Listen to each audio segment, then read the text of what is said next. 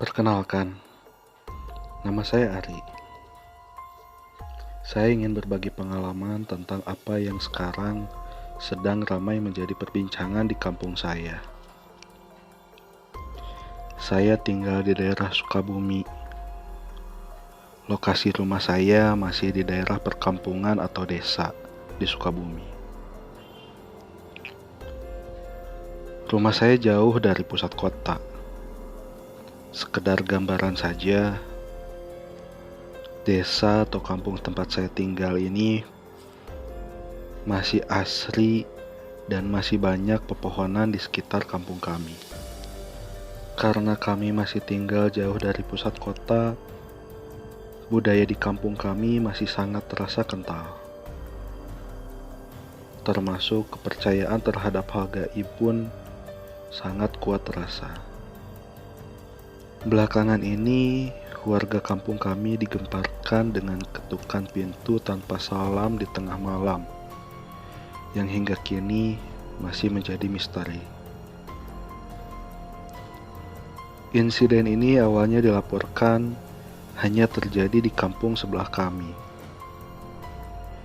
Namun kini dilaporkan sudah merebak ke beberapa kampung sekitar dan termasuk ke kampung kami. Menurut warga, mereka tidak hanya mengalami ketukan pintu yang misterius saja.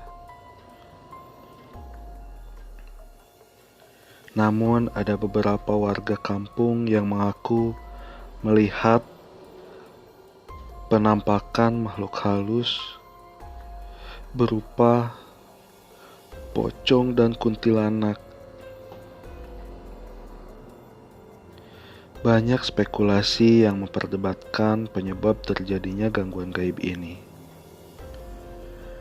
Mulai dari warga yang menganut ilmu hitam, hingga disebabkan oleh arwah gentayangan. Suatu pagi, saat saya akan berangkat ke kantor, tempat saya bekerja,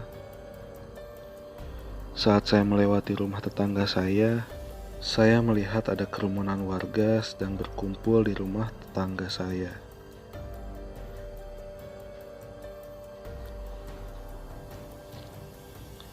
Karena penasaran, saya pun menghampiri kerumunan tersebut karena ingin tahu apa yang sedang terjadi. Ya, maklum saja, penghuni rumah tersebut adalah sepasang lansia. Takutnya terjadi apa-apa pada mereka. Setelah saya menghampiri kerumunan warga tersebut, lalu saya tahu pasangan lansia tersebut tidak apa-apa dan masih sehat walafiat. Namun betapa kagetnya setelah saya menyimak perbincangan warga yang ternyata sedang mendengarkan pengakuan dari pasangan lansia tersebut yang diwakili oleh sang suami, yaitu si kakek.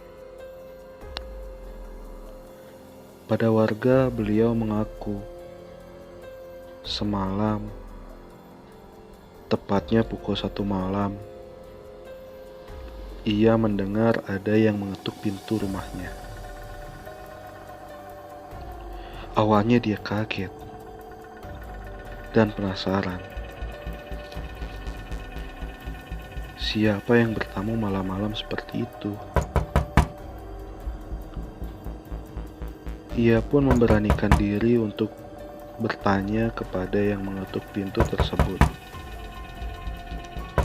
"Saya, Pak," untuk memastikan siapa yang mengetuk pintu tersebut. Namun tidak ada jawaban, tapi pintu terus diketuk. Saat coba didiamkan, justru pintu diketuk semakin keras.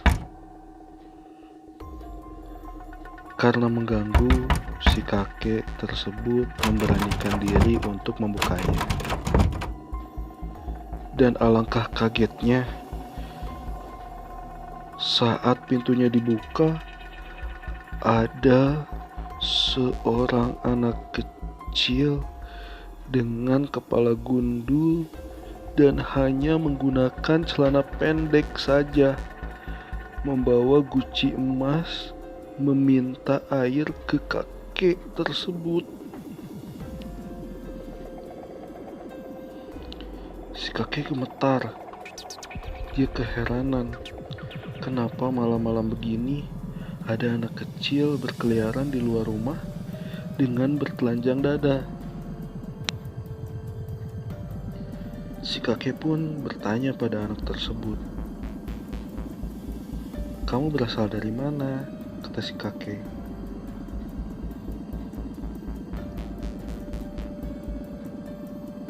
Si kakek bertanya karena tidak pernah melihat anak tersebut sebelumnya.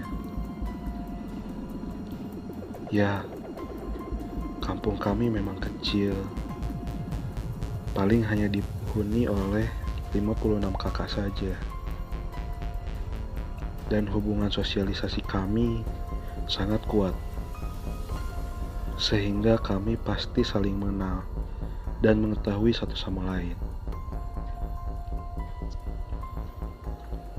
Tanpa berbicara, si anak itu menjawab hanya dengan menunjukkan arah rumahnya. Tapi yang ia tunjuk adalah ke arah hutan dekat kampung kami.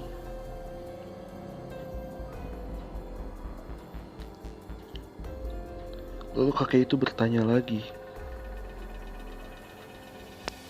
"Air untuk apa?" Anak kecil tersebut menjawab, "Untuk mandi dan minum. Kami kehabisan air," jawabnya. Si kakek pun mengaku ia sangat ketakutan malam itu dan tak ingin lama-lama dan berharap anak tersebut segera pergi. Maka dengan tangan gemetar, kakek tersebut membawa guci emas yang dibawa oleh anak tersebut untuk segera diisikan air untuknya. Karena ketakutan, si kakek mengaku ia dan istrinya tidak bisa tidur hingga pagi itu, saat ia menceritakan kejadian tersebut pada seluruh warga, termasuk saya. Kebetulan di kampung kami ada tokoh yang dianggap warga sebagai orang pintar, yang memiliki kelebihan supranatural. Namanya Mbah Ucup.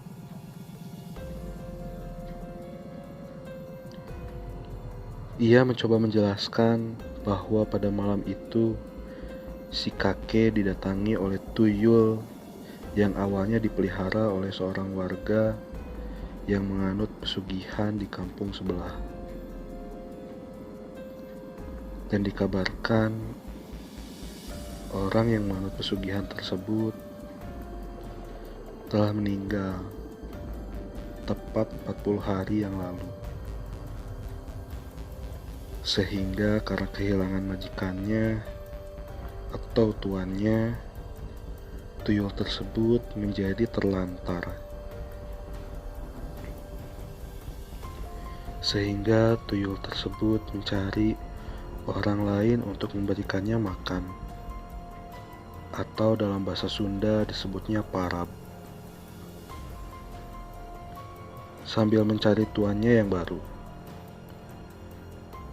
Kami pun kaget mendengar cerita dari pasangan lansia tersebut, dan kaget mendengarkan penjelasan dari Mbah Ucup.